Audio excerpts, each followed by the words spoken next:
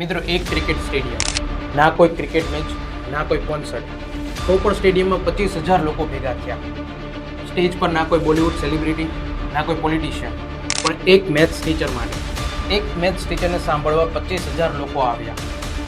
આ સ્ટોરી છે ઇન્ડિયાની સૌથી મોટી એડટેક કંપની બાયજૂસની, કે જે એક સમયે $22 બિલિયનની વેલ્યુએશન રાખતો હતો. શાહરૂખ ખાન એમના બ્રાન્ડ એમ્બેસેડર હતા. મેસી સાથે પાર્ટનરશિપ કરી હતી. ઇન્ડિયાની ટાઇટલ સ્પોન્સર જર્સી હતી. તો એવું શું થયું? એક બ્રિલિયન્ટ ટીચર કે એવી શું મિસ્ટેક કરી કે આજે બધું ગુમાવી બેઠું છે? આ સ્ટોરી દરેક ફાઉન્ડર, પ્રોફેશનલ અને એન્ટરપ્રેન્યોર માટે બેસ્ટ કેસ સ્ટડી છે.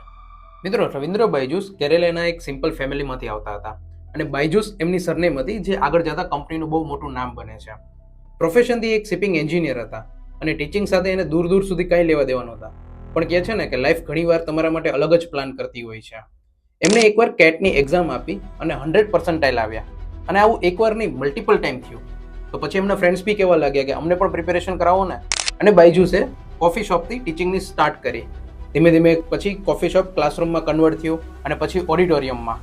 કારણ કે બાયજૂસના જે લર્નિંગ સ્ટાઇલ હતી, ટીચિંગ સ્ટાઇલ હતી, એ કોન્સેપ્ટ નહોતા સમજાવતા, પણ એક સ્ટોરી ટેલિંગ કહેતા હતા અને ફોર્મ્યુલાસ પાછળનો પ્રેક્ટિકલ યુઝ કેસ પણ સમજાવતા હતા, જેનાથી ટીચિંગ ઇઝી થઈ ગયું હતું. અને સ્ટુડન્ટ ખૂણે ખૂણેથી આવવા લાગ્યા અને હિસ્ટ્રીમાં પહેલીવાર કોકે ક્રિકેટ સ્ટેડિયમ બુક કર્યું હશે. એક મેથ્સ ટીચર કે જેણે આખું ક્રિકેટ સ્ટેડિયમ બુક કર્યું અને 25,000 લોકો એને સાંભળવા માટે આવ્યા. અને આ મુમેન્ટ હતો કે રવિન્દ્રને રિયલાઇઝ થયું કે જો હું એક ક્લાસરૂમથી આટલા સ્ટુડન્ટ સુધી પહોંચી શકું તો ટેકનોલોજીથી લાખો સ્ટુડન્ટ સુધી પહોંચી શકીશ. પછી 2011માં એમણે એમની વાઇફ દિવ્યા ગોકુલનાથ અને કેટલાક બ્રાઇટ સ્ટુડન્ટ સાથે મળીને think and learn private limited company register કરી. અને 2015માં આ જ કંપનીમાં Byju's the learning app launch કરી, જેમાં મેથ્સ, સાયન્સ, ફિઝિક્સ જેવા બોરિંગ સબ્જેક્ટને ઇન્ટરેક્ટિવ 3D ટ્યુટોરિયલ અને કોન્સેપ્ટમાં કન્વર્ટ કરી દીધા હતા. પેરેન્ટ્સ અને સ્ટુડન્ટને પણ એક નેટફ્લિક્સ જેવું લાગતું હતું અને લર્નિંગ એકદમ ઇઝી થઈ ગયું હતું.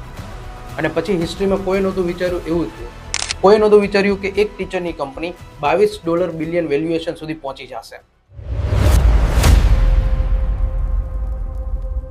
2015માં બાયજૂસ એપ લોન્ચ થતા જ, જેમ દરેક સ્ટાર્ટઅપનો એક ડ્રીમ હોય છે, એમ થોડા જ વર્ષોમાં લાખો સ્ટુડન્ટ સુધી પહોંચી ગયો.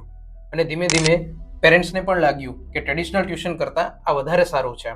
Interactive learning, 3D videos, concept base, આ બધું ઇન્ડિયા માટે નવું હતું. બાયજૂસનો ગ્રોથ જોતા ઇન્વેસ્ટર પણ આવવા લાગ્યા. Sequoia Capital, Prosus, Tiger Global, ફેસબુકના માર્ક ઝકરબર્ગ. ફેસબુકના માર્ક ઝકરબર્ગે પણ, જે એક સોશિયલ મીડિયા ઇન્ડસ્ટ્રીમાં હતા, પણ એમને ઇન્ડિયન એડટેક કંપનીમાં ઇન્વેસ્ટ કર્યું. અને 2019 સુધીમાં બાયજૂસ $1 બિલિયન USD વેલ્યુએશન ધરાવતું થઈ ગયું. એટલે કે ઇન્ડિયાનું પહેલું એડટેક યુનિકોર્ન બની ગયું. પણ બ્લાસ્ટ હજુ બાકી હતો. 2019-20માં કોવિડ આવ્યો. आज रात 12 बजे से संपूर्ण देश में संपूर्ण लॉकडाउन होने जा रहा है. સ્કૂલ બંધ, કોલેજ બંધ, ઓનલાઈન એજ્યુકેશન એક લક્ઝરી નહીં પણ નેસેસિટી થઈ ગયું. અને બાયજૂસ એના માટે પરફેક્ટ પોઝિશન ઉપર હતો. New user, new subscription, download રાતોરાત રોકેટ થઈ ગયા અને ગ્રોથ એક્સપ્લોડ થવા લાગ્યો. રવિન્દ્રને પણ લાગ્યું કે હવે હું માત્ર ઇન્ડિયા નહીં પણ દુનિયા જીતી શકું છું. અને પછી શરૂ થઈ એક્વિઝિશનની રેસ. ગ્રેટ લર્નિંગ, ટોપર અને સૌથી ઇમ્પોર્ટન્ટ વ્હાઇટેડ જુનિયર, આ બધી કંપની એક્વાયર્ડ કરી. ઇન્વેસ્ટરને પણ લાગ્યું કે હવે બાયજૂસને રોકવું ઇમ્પોસિબલ છે, એટલે એમાં પણ પૈસા નાખતા ગયા. અને ધીમે ધીમે બાયજૂસ 2022 સુધીમાં 22 બિલિયન એટલે કે લગભગ 1.8 લાખ કરોડની વેલ્યુએશન ધરાવતું થઈ ગયું. બાયજૂસ હવે ઇન્ડિયાની સૌથી વેલ્યુએબલ સ્ટાર્ટઅપ કંપની બની ગઈ હતી, કે જેમાં શાહરૂખ ખાન બ્રાન્ડ એમ્બેસેડર હતા, ઇન્ડિયન ક્રિકેટ ટીમનું ટાઇટલ સ્પોન્સર હતું, FIFA વર્લ્ડ કપ સ્પોન્સર હતું. અને લોકોને પણ લાગ્યું કે હવે બાયજૂસ ઇન્ડિયા નહીં પણ દુનિયાની એજ્યુકેશન સિસ્ટમને બદલી નાખશે. પણ મિત્રો, બિઝનેસમાં સક્સેસ ઘણીવાર એક ઇલ્યુઝન હોય છે. એવું જરૂરી નથી કે કંપની જેટલી બહારથી મોટી દેખાતી હોય, અંદર પણ એ બધું બરોબર હોય છે. બાયજૂસમાં અંદર ક્રેક પડવા લાગ્યા હતા અને આ જ ક્રેક ઇન્ડિયન સ્ટાર્ટઅપ ઇકોસિસ્ટમને કોલેપ્સ કરવાના હતા. અત્યાર સુધી બધું બરોબર ચાલતું હતું. Global expansion, new users, funding, અને રવિન્દ્રનો પણ એક જ ગોલ થઈ ગયો હતો કે બંને એટલું ફાસ્ટ ગ્રો કરવું. અને એની સ્ટ્રેટેજી એક જ હતી કે new country, new funding, new user, new acquisition. ઘણીવાર બિઝનેસમાં કોઈ કોમ્પિટિશન નહીં હરાવતું, પણ પોતાની સક્સેસ જ હરાવતી હોય છે. જે first mistake, growth became addiction. રવિન્દ્રનો હવે એક જ ટાર્ગેટ હતો કે ફાસ્ટ ગ્રો કરવું. પણ ઘણીવાર ફાઉન્ડરે ક્વેશ્ચન પૂછવો જોઈએ કે શું આ ગ્રોથ સસ્ટેનેબલ છે? ગ્રોથ અને ગવર્નન્સ બંને એકસાથે ચાલવા જરૂરી છે. જો તમારો ગ્રોથ રોકેટ હોય અને ગવર્નન્સ સાયકલ હોય તો એક્સિડન્ટ નિશ્ચિત છે. Second mistake, sales became more important than trust. બાયજુસે 1000 ઓફ સેલ્સ રિપ્રેઝેન્ટેટિવ ઇન્ડિયામાં હાયર કર્યા હતા અને ટાર્ગેટ એક જ હતો કે મોર એન્ડ મોર સબસ્ક્રિપ્શન. એવી કમ્પ્લેન આવવા લાગી કે બાયજુસના રિપ્રેઝેન્ટેટિવ એજ્યુકેશન લોન આપીને ફરજિયાત સબસ્ક્રિપ્શન લેવડાવે છે, પેરેન્ટ્સ પર પ્રેશર કરે છે. એજ્યુકેશન ટ્રસ્ટ પર ચાલે છે અને બાયજુસ ધીમે ધીમે આ ટ્રસ્ટ અને રેપ્યુટેશન બંને લૂઝ કરી રહ્યું હતું. Third mistake, every acquisition isn't a good acquisition. 2021માં બાયજુસે વાઇટેડ જુનિયર નામનું coding edtech platform $300 million acquired કર્યું. એમને લાગ્યું કોડિંગ એજ્યુકેશન ઇઝ ફ્યુચર છે, પણ રિયાલિટી થોડીક અલગ હતી. Customer complain, high marketing expense અને જે એક્સપેક્ટેડ પ્રોફિટ હતો એ ક્યારેય થયો જ નહીં. ગ્રોથની જગ્યાએ આ એક્વિઝિશન અસેટની જગ્યાએ લાયબિલિટીમાં કન્વર્ટ થઈ ગયું. મિત્રો, બિઝનેસમાં ઇન્વેસ્ટર પૈસા ગુમાવે તો પ્રોબ્લેમ થાય, પણ જ્યારે ટ્રસ્ટ ગુમાવે ત્યારે ક્રાઇસિસ ઊભા થઈ જાય છે. Fourth mistake, world change but Byju's didn't. 2022 પછી જ્યારે કોવિડ પૂરો થયો ત્યારે ધીમે ધીમે સ્કૂલ ખુલવા લાગ્યા. પેરેન્ટ્સની પણ મેન્ટાલિટી ચેન્જ થઈ અને ક્લાસરૂમ વધારે પ્રિફર કર્યા.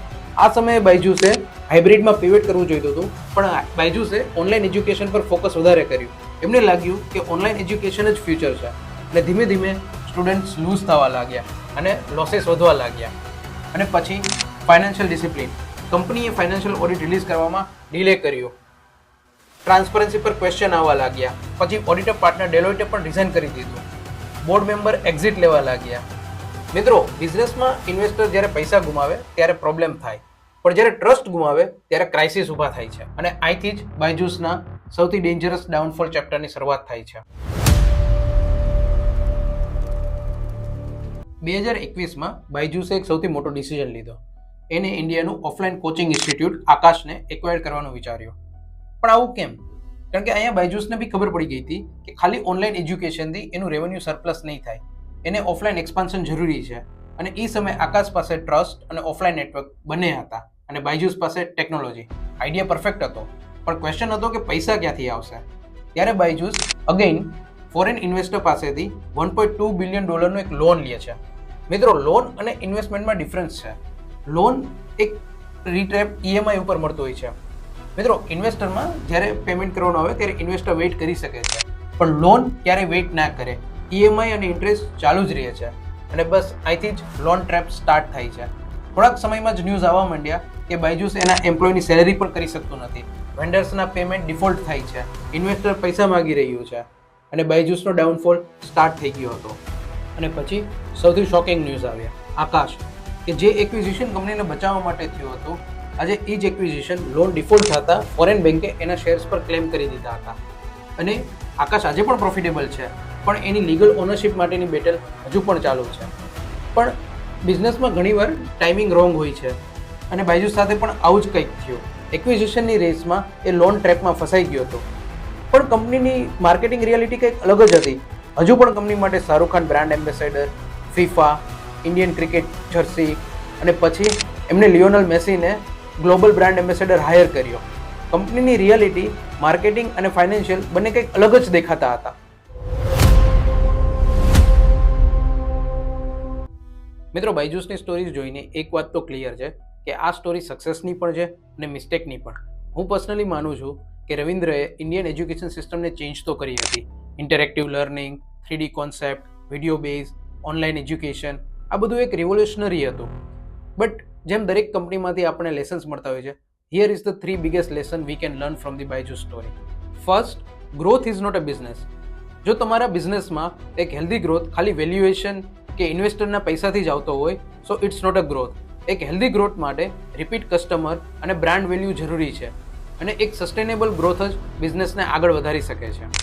Second, brand bring customer. મિત્રો, બિઝનેસ માટે બ્રાન્ડિંગ જરૂરી છે. શાહરૂખ ખાન, મેસી, આ બધા કસ્ટમર અપાવી શકે છે, પણ કસ્ટમર એક્સપિરિયન્સ અને ફાઇનાન્શિયલ ડિસિપ્લિન ટ્રસ્ટ આપે છે અને એક ટ્રસ્ટથી જ એક કંપની બિલ્ડ થાય છે. Third, system build companies. Ravindra એક આઉટસ્ટેન્ડિંગ ટીચર હતા, એક બ્રિલિયન્ટ એજ્યુકેટર હતા, પણ એક કંપનીને 10 થી 10,000 લોકો સુધી પહોંચાડવા માટે એક સિસ્ટમની જરૂર હોય છે. ફાઉન્ડરની સ્કિલ કરતાં પણ એક સિસ્ટમ જ તમારું એજ્યુકેશન, મેનેજમેન્ટ, હાયરિંગ આ બધું વધારે સ્મૂથ અને ઇમ્પોર્ટન્ટ હોય છે.